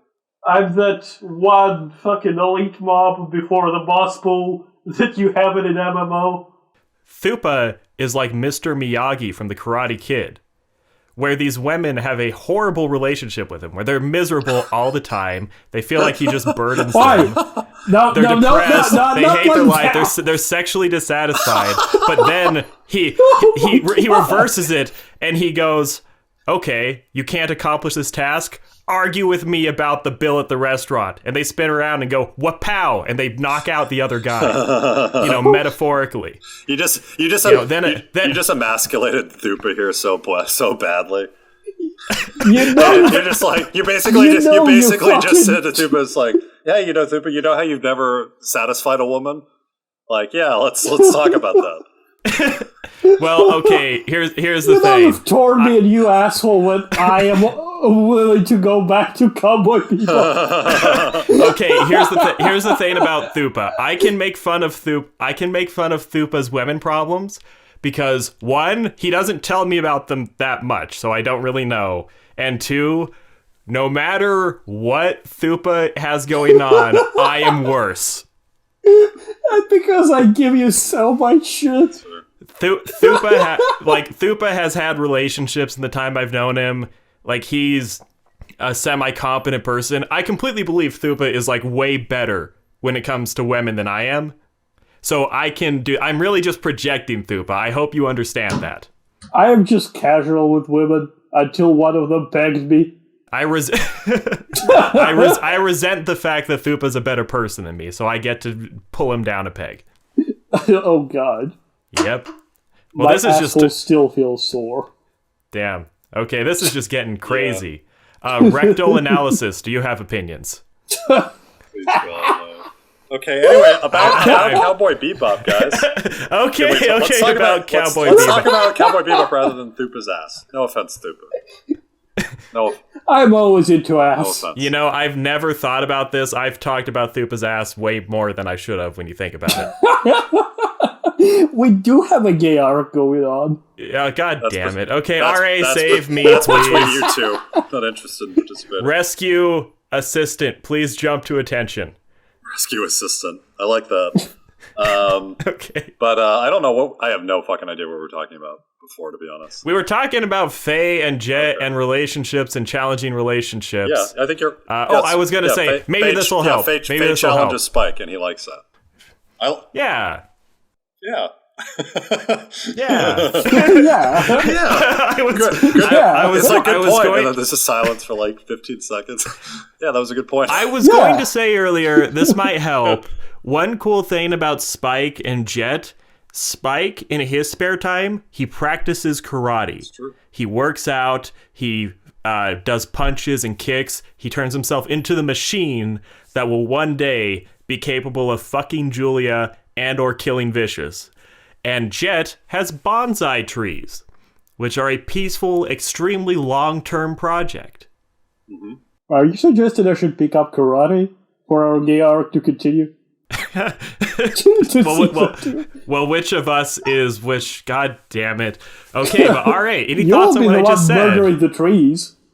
I thought it was. I think you might be onto something. I'm just trying to think about what did I gather about Jet from his bonsai hobby, and I think it speaks more to like his like gentle, serene nature. Like he wants stability, and like the bonsai is something you can control very. Like I'm not saying it's like easy to do. That's not my point. But like, when you master it, the level of control you can have over something is absolute. Basically, you could basically keep it in a perpetual state forever, both in terms of its form and then also its lifespan. They're bonsai trees. Bonsai trees. Yeah, I mean, he's doing bonsai trees, right? So the characters are bonsai trees. Yeah, in terms of their self pruning, but like the point I guess I was trying to make there was it's like it ties it like he wants stability, he wants serenity, he wants control over his life, and he is the one very much a master of his narrative and in control and most in self control, and that very much projects onto what he's doing to the bonsai trees as well too. He's like he's not growing either, right? Because bonsai trees don't really grow. Like they grow in the sense that like when you trim them, they sprout new growth, but they just get lopped off. So it's not just a metaphor for the level of desire he has for like control and stability. It's also like he's preventing himself from growing, which is something he is willfully doing, and he knows it. Yep, that's relatable. Yep. I definitely don't take advantage of every opportunity to grow. Just going to put that out there. Yeah. But he flat out refuses to grow when he's probably the one most capable of doing it. He's the one who has the most level of self-reflection and like understanding, I feel, and control over his emotions. He doesn't fly off the handle very often, and do crazy shit, generally speaking. So he's the one in the best position out of the three to move forward with his life in a structured, controlled growth. And he does the bonsai version of it. He just keeps lopping off any avenues of new growth that happen, and it just stays the exact same and static, beautiful the whole way through. Yep, like a bonsai tree. He doesn't reach new heights. He just slowly gets thicker. That's true. So true. Then would the director of the show be Bob Ross?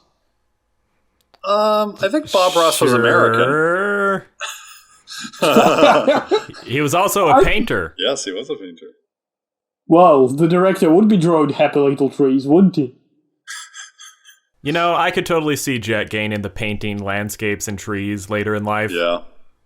What a great new avenue for him to grow in. I'm gonna re-rail this right now. This is what sticks in my craw about Cowboy Bebop. Oh god. And we kind of been talking about this. Cowboy Bebop, when you look at it, it is a fractured, destroyed world. The moon is literally obliterated. It just falls in chunks and hits people sometimes. All the planets are colonized. There's no aliens. They didn't find anything cool in space. They just took shitty Earth life and shitty Earth problems and put them on Mars and called it a day. There's no... Space North Korea. Yeah, there's growth and there's building, but it's random and disorganized. It's just people doing shit and working at cross purposes to each other. There's no real harmony or purpose to any remnant of humanity at this point. It's a world where it's just shattered. There's very little meaning to be found in this human society. People can live there, they can wander around, they can get economic resources. It can be a place for you to do your own thing, but it's not going to offer any guidance whatsoever.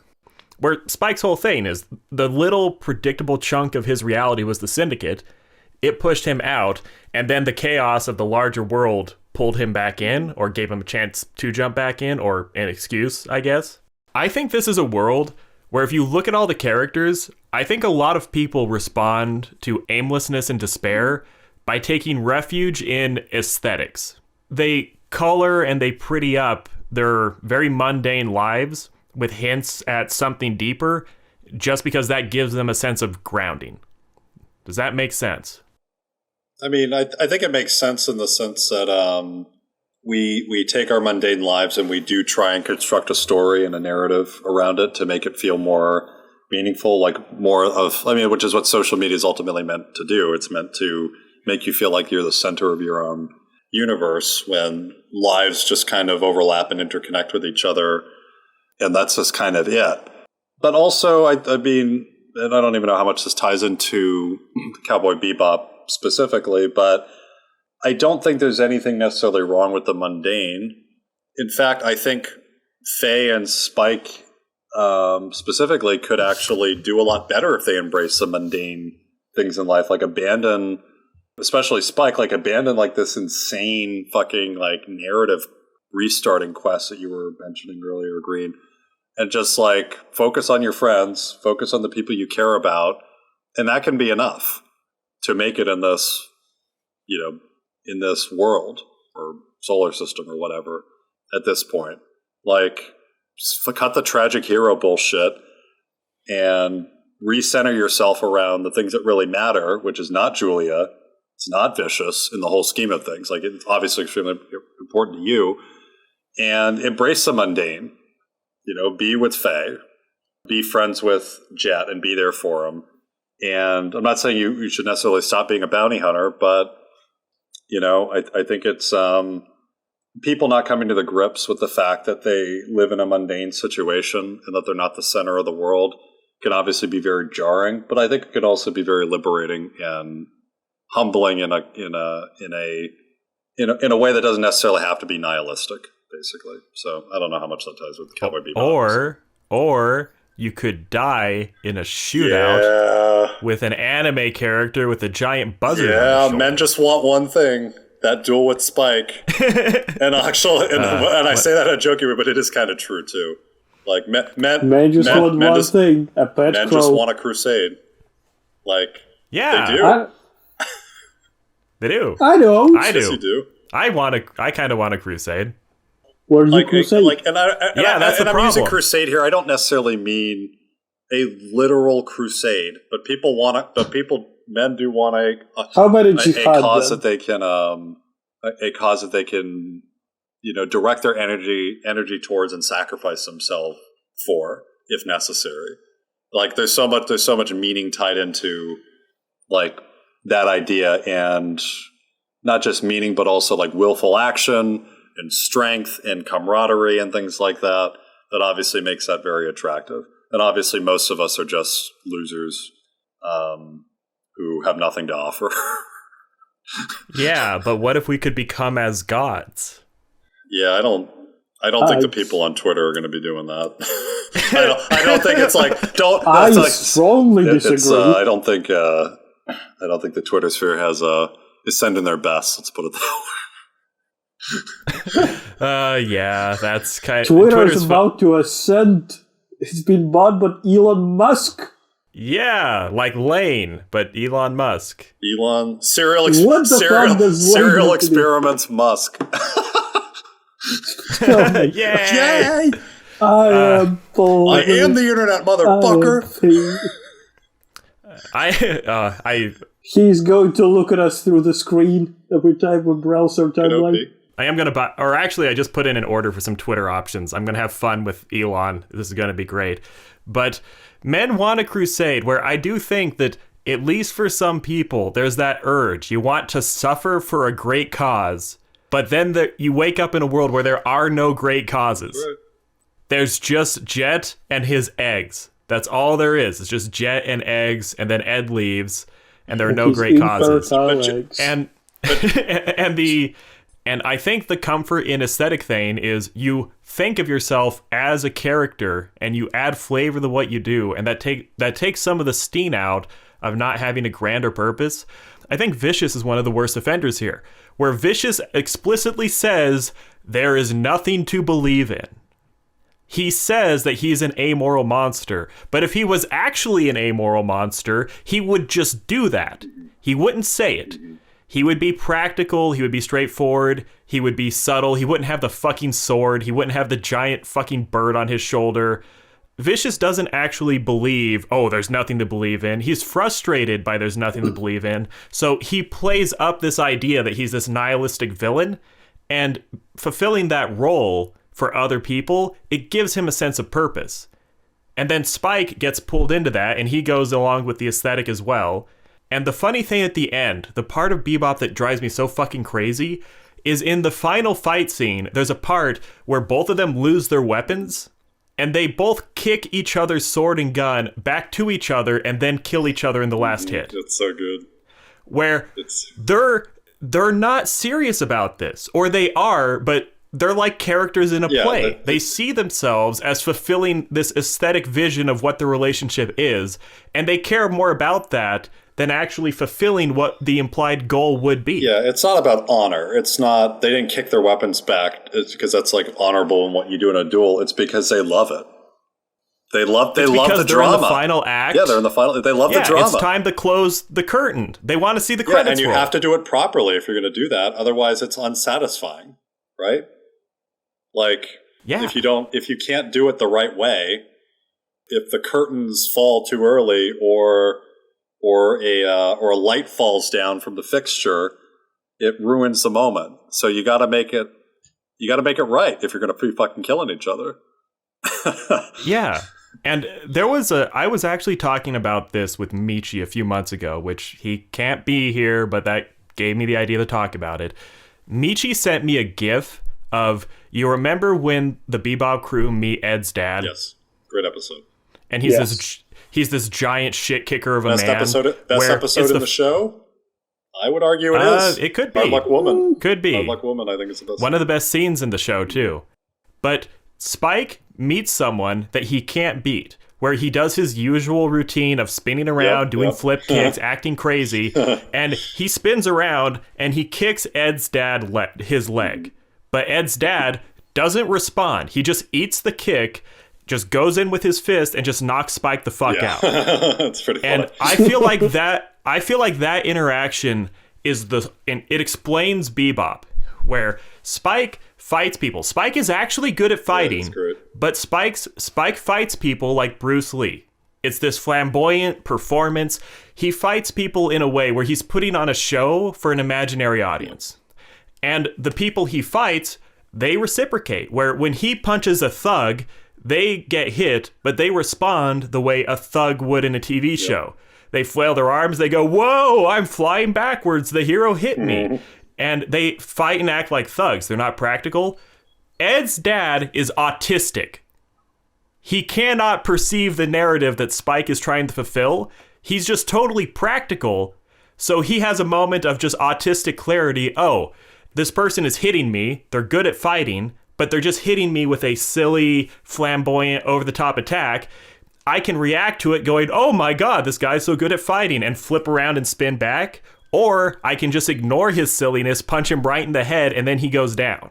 That blew my mind when I noticed it, and I realized, oh, that's the key of Bebop. Everyone is playing along with each other's aesthetics, where they're competing, but they're competing in the realm of we see ourselves as characters. Spike meets a not character, and it's just reality. He just gets fucking knocked out. There's kind of a cinematic parallel, and I hesitate to use the word cinematic here to discuss a Marvel movie. So that's a different road. But more like cinematic. Lit film analysis.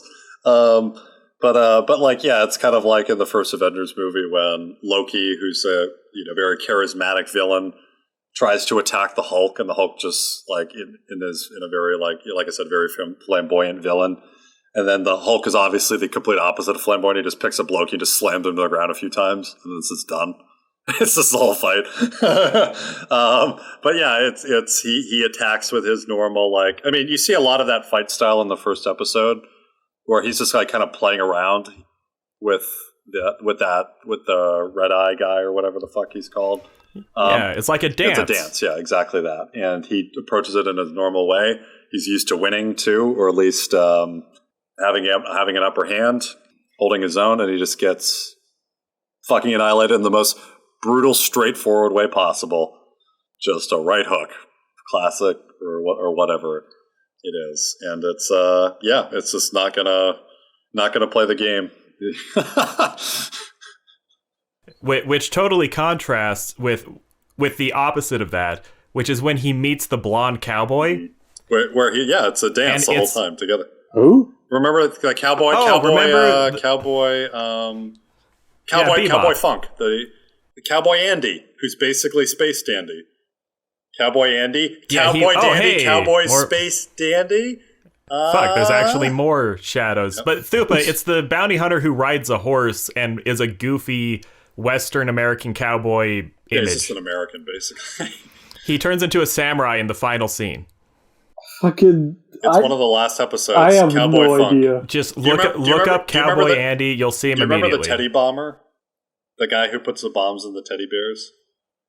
Yes. That's in the same episode Yes. because who's chasing after the Teddy Bomber is also there's two bounty hunters chasing after the Teddy Bomber. It's Spike, obviously, and then Cowboy Andy, who... by the way, that is the greatest Kaczynski reference of all time.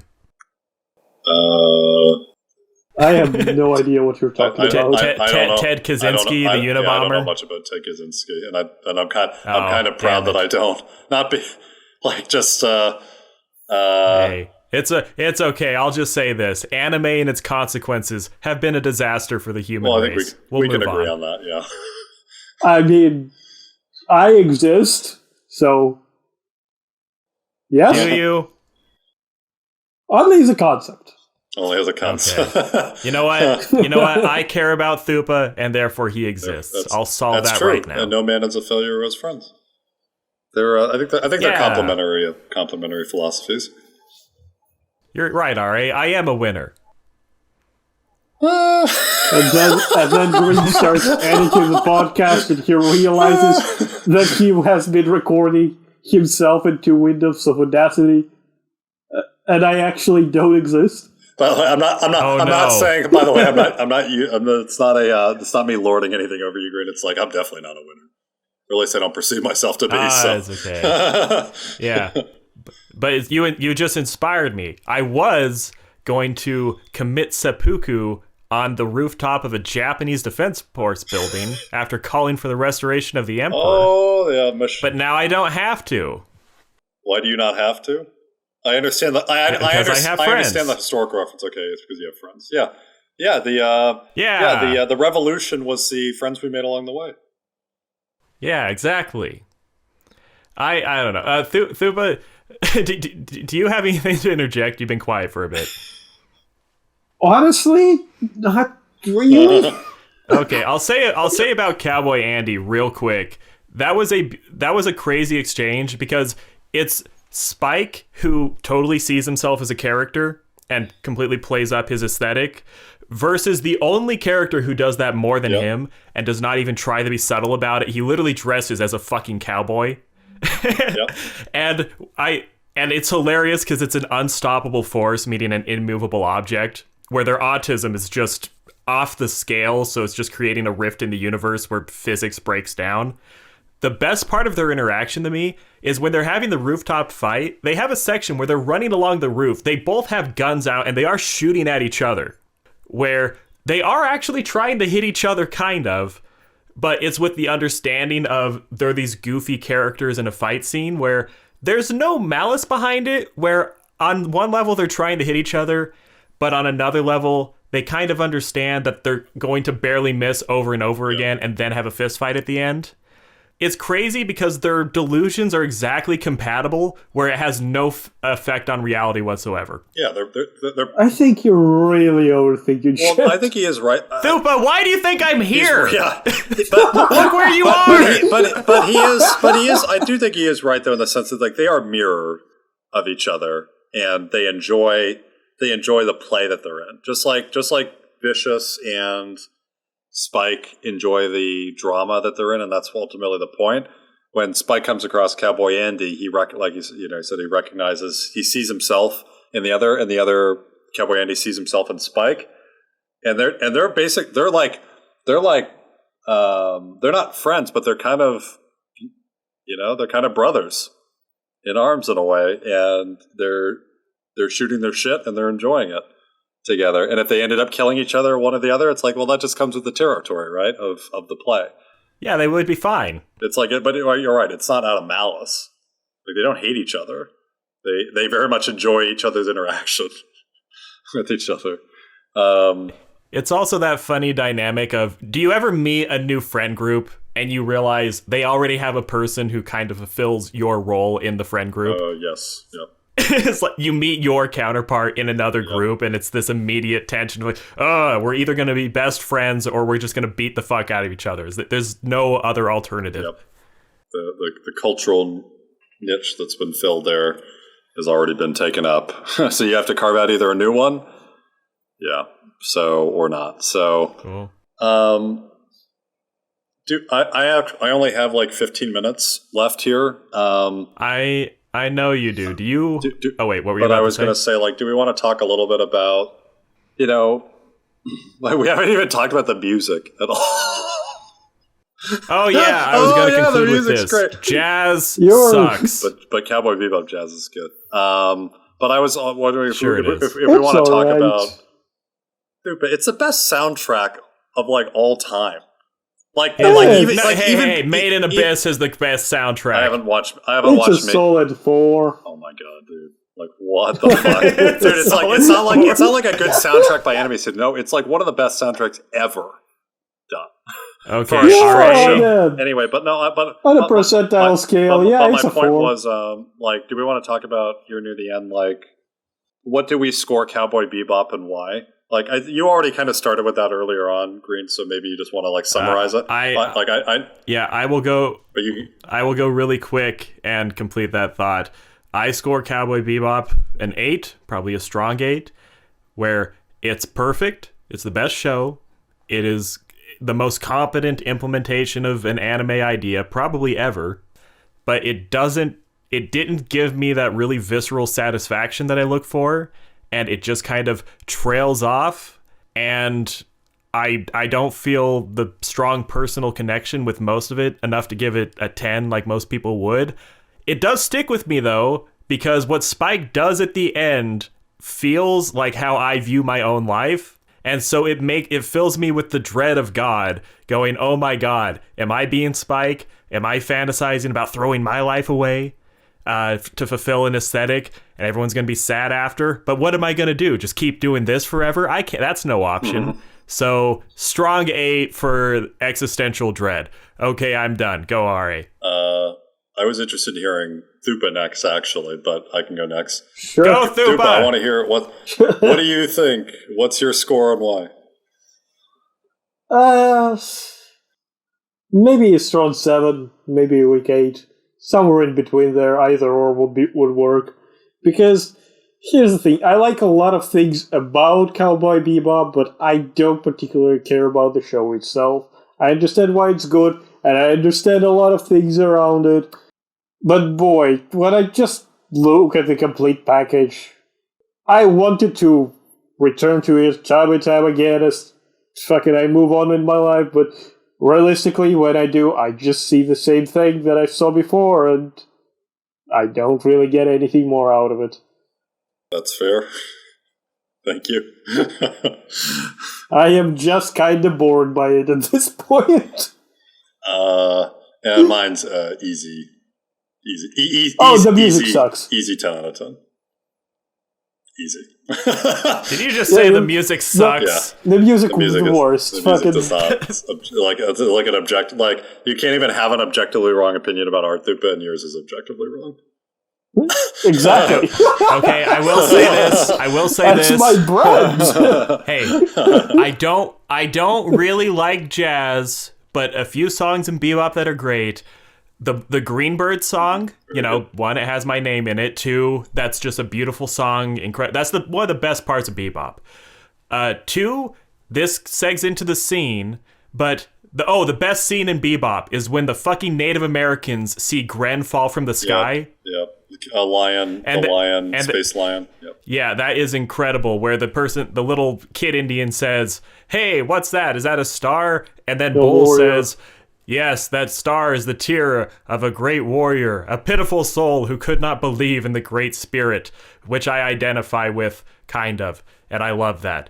Oh, and then the blue song at the end is incredible. I love that. I listened to that when we started, actually. Here's the thing about soundtrack with me, like, look, while I do like to say that it's bad, the problem with me and the soundtrack is that it's been so overused at this point everywhere that it's become an earworm that's been tired, like the Among Us.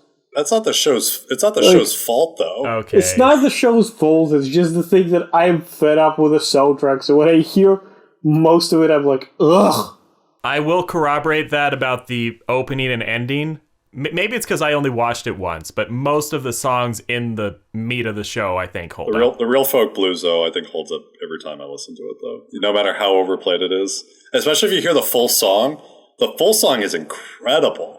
Like, it's a very good ED. Like, I love the ED, but if you hear the full song, there's an incredible instrumental section near the middle and the end of it, and it's just fantastic. For me, I think my favorite track is Waltz for ZZ. I can't hum or sing for shit, so I'm not going to bother. It's an instrumental in it, though. That's the one that's kind of held with me the most over time, Waltz for ZZ. I think it plays first in the Ganymede Elegy episode where, well, actually, maybe not. It's probably not the first time, but I associate it with that to some extent with that episode with Jet visiting his old lover. What an asshole, by the way, that chick was. Anyway, she's like, yeah, actually, everything was too everything was too perfect, so I had to leave and not tell you. Sorry. And I'm just like, oh no, that was like a fucking kick in the nuts when I heard that. Fucking, bro, like what the fuck? It's just like, it wasn't even shitty. He was too good. It's like, motherfucker. Well, what she says is, "Oh, you were always right about everything," and that fucking gave me flashbacks. Like, oh no, did I do the same thing? Yeah, you're right. You have a more precise explanation of how she felt about it than I did. It wasn't that like, oh, you took amazing care of me and everything. It was like, it's like, no, you were just right about everything, and I just felt kind of useless. I didn't feel empowered because you were just so right all the time. And it's just like, yeah, you should hang on to that. If someone's right, she needed a bad boy. And it's just like, that's so fucking stereotypical, man. Well, I part of why I relate to Jet is there have been points in my life where, you know, like my guilt is more than my mind can bear. And I think that's kind of been him. I think I can relate to that. See, I get the scene because I'm a worse person than you, RA. I never claimed that you were a worse person than me. I do. I will corroborate that he is. Hey! Okay. And it's like, but Thupa, you don't know anything about me. And Thupa's like, I don't need to. I just know. I know it in his soul. Thank you. I've seen it in his soulless eyes. The loathsome dung eater. Oh, I will put it on the books. I do believe Thupa is a better person than me. Okay. Well, that's kind of you to say. Put that on the books. On the books. But keep going. It's recorded. But yeah, it's a 10 out of 10. I think you guys are. It's like, it's not that I don't understand the explanation. It's like, it's a technical masterpiece, but it's not like anything I relate to like extraordinarily harder. It's only a few scenes, and it's like, again, kind of tying back to how I feel about Maison Ikoku. I think you really sometimes you only need one thing to just hit on every single level possible for it to skyrocket in the score. And yeah, it's just like, I agree with you, Green. I think it's like basically technically perfect, but I also understand your explanation why it would fall short of a 10 out of 10. I think Hard Luck Woman is good enough to make it a 10 out of 10 alone. And it's so thematically, it comes together in such an astonishing way where everything that's built up at that point, even when you think none of it mattered, and none of it does really matter from like a narrative plot point of like going from A to B in the narrative, just that catharsis that comes in that moment where Ed leaves the ship and every I don't know. It's just extraordinary. It is. I think the word masterpiece is overused. I don't. By the way, I think the vast majority of episodes in Cowboy Bebop are like an 8 or a 9. But the few 10s that are actually, they're so much a 10 that it weighs it's like the weighted average of it just goes. Yeah, it just skyrockets. Even though the vast majority of the show is an 8 or a 9. It ends up being a 10. The big thing about fair. scores in general is that... And it's a normie... The big thing about... Just finish by... That's the very last sentence I was going to say about it. Like, is it a normie take that it's a 10 out of 10? Yeah. Yes. And it's just like, yeah, it just is. We just, the normies and I just overlap here and have a Venn diagram. It's a 10 out of 10. Anyway, go ahead. There's nothing wrong with liking something good. I want to know where you overlap with normies as well.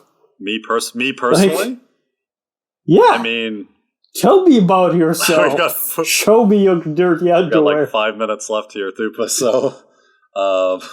Fuck it out, mate. Yeah, we can bear each other's hearts and or scrotums to each other another time, but... Neither. Neither, guys. Time. I'm stone cold. But okay. RA, I have to leave just slightly later. I don't know, my boss probably won't care if I'm slightly late. We start work at the same time. So I'm going to just say, RA, any last thoughts you want to get out before we go to Thupa? Last thoughts. No, I mean, I think I really closed it out with what I meant to say there and that. I would like to hear. You can pass it to Thupa. Thupa thinks that you two are overthinking shit to ludicrous extent, making the show out to be fucking space opera where everybody's an actor and they know about it and they're acting along in this grand scenic fucking thing where it's just characters being used for a purpose and then discarded repeatedly. I mean, I don't think it's... I do think it is overstating it to say it's a space opera. I don't think it's a space... It's a space western, right, in terms of the genre. I don't think it's a space opera in the way that, like, Star Wars is a space opera. And I'm not even here to say that Star Wars is good or bad as a result of that, but I think Star Wars could count as a space opera. Star Wars is successful. And successful in what it's mainly trying to convey. This, I think it's so, but so I don't think this qualifies as a space opera. I don't think that doesn't mean it's not a 10 out of 10. And I think there is, I don't know, it's just like the director I do think is thinking thematically here and like what is in character and what is not for these characters. And I don't think you need to have a grand, you need to have a grand narrative. And I don't think you're necessarily overthinking it in my defense. When you think about the director and what he was trying to accomplish here, looking for that thematic richness, or at least that thematic consistency. I don't even think it's. I don't think it's like I say. It's deep. I don't think it's anywhere close to as deep as something. I don't know. I'm not even going to throw out a rival here. It's not the deepest fucking thing that's ever been made, but it's deep in all the right strategic points, and in a way that isn't too on the nose either. Because what I walk away from Bebop with is just these feelings, these very mysterious feelings, and that's just kind of it. And that's something special, and I have to give it a 10 out of 10. So, the thing with scores and me is, I think they're fucking retarded. Oh, scores suck. Like, scores are fun. You wrote your score system out. Scores are fun. Scores are super fun. They are fucking stupid. It's and my score system. I tweeted about like someone was ranking all of some directors, anime directors' works, and it's like, yeah, my second favorite is this one. It's a 9.25 out of 10. It's like, what the fuck is a 9.25 out of 10? What the fuck is that? It's not a goddamn math equation. It's art. Like, the soundtrack was a 7.65 on this scale, and if you average it out, a weighted average with a plot, characters, like that's how Glass Reflection scores shit. Like, and it's the dumbest possible. Like, I honestly think it's more interesting if you have a binary system, 1 or a 0. That's actually more interesting to me. I like it. Like, did it enrich your life or did it not? If it enriched your life, it's a 1. If it did not enrich your life and it was waste your time, it's a 0. And like, and beyond that point, like that should be mainly the jumping off point of the discussion. Like, go ahead. But what if my anime is 0.3? It enriched my life, but also detracted from it. Are you? Well, I know. Yeah, I mean that's all anime, right? We just become worse. We just become. I'm just saying what the motivation. We all become worse people by watching anime.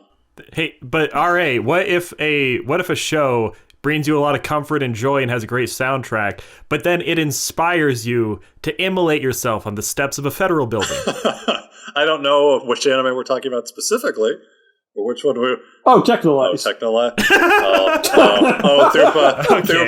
you're not going to like my takes on Technolize. I'm going to tell you right now. Oh, fucking God. I fucking forbid it right now.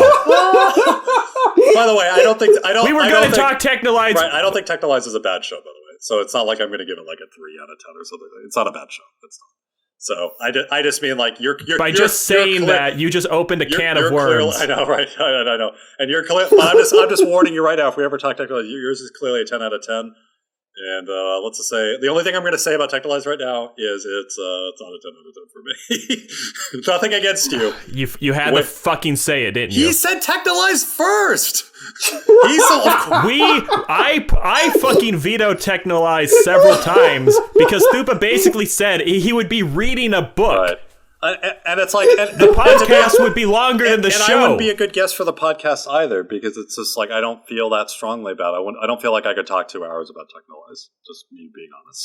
So. Oh, 2? You think it's 2? Where's the second digit? I could talk. Yeah, I could talk about Technolize for like 30 minutes, 30 to 45 minutes, and that's probably about the most that I could probably get out of it. It's a fun time.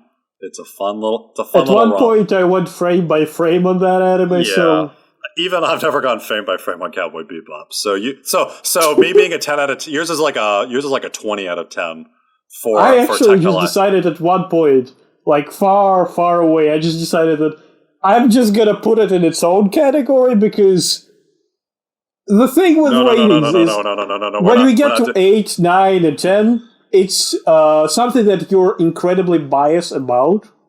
Like, it's something that resonates with you on more than just technical level. Yeah, but that's okay. But like, it's something but bias has to be built into the scale. Like, you can't judge art if you aren't biased. Completely.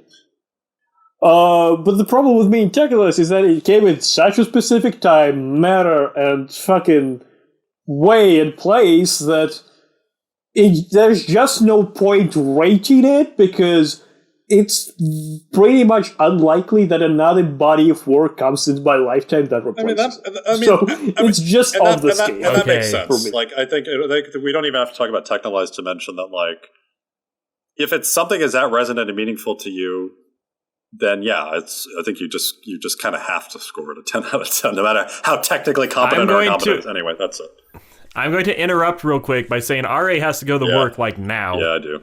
Do you have a 10-second thing you want to say before we on it? I'm late for work too. I just don't give a shit. Before either one of you says anything, I just want to say a thing because your 2 avatars look like they are arguing with each other in the fucking Zoom, and you 2 have been on top of each other, but not arguing at all. I was the opposing voice this time around. And they're both pointing at you. Your name doesn't look like Thepra, it looks like the bra. Yeah, which Hajikushi definitely wouldn't. That's my closing thought. Cowboy Bebop's a 10 out of 10. I'm objectively right. Yep, you win. Guys. Okay, I'll have fun at work. Thank you. See you later. Great time. Thank you all. Thank you. Bye. Okay, Thupa, do you have a final thing to say before I leave for work? Final thing to say. All right, let me see. Where to begin?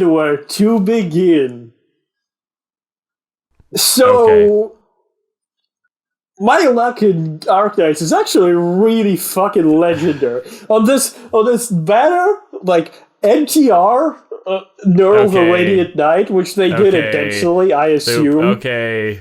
So I pulled on that on the release date. Are you trying to literally get me to hang up on you? The day they released it, Okay. I pulled it.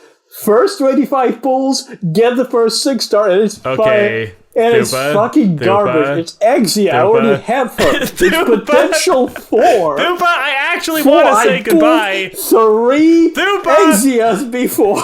And then I'm just going to talk over you then. I'm going to say I reached the pity, and you know what I get? Ed leaving was the worst, saddest part of Bebop. The Indians were the best part of Bebop, the best scene. But then, I am trying not to be Spike. And goodbye, Thupa. No one is a loser who has friends. I'm glad you did this. You're great, Thupa. I'll see you soon. See you in a bit, baby.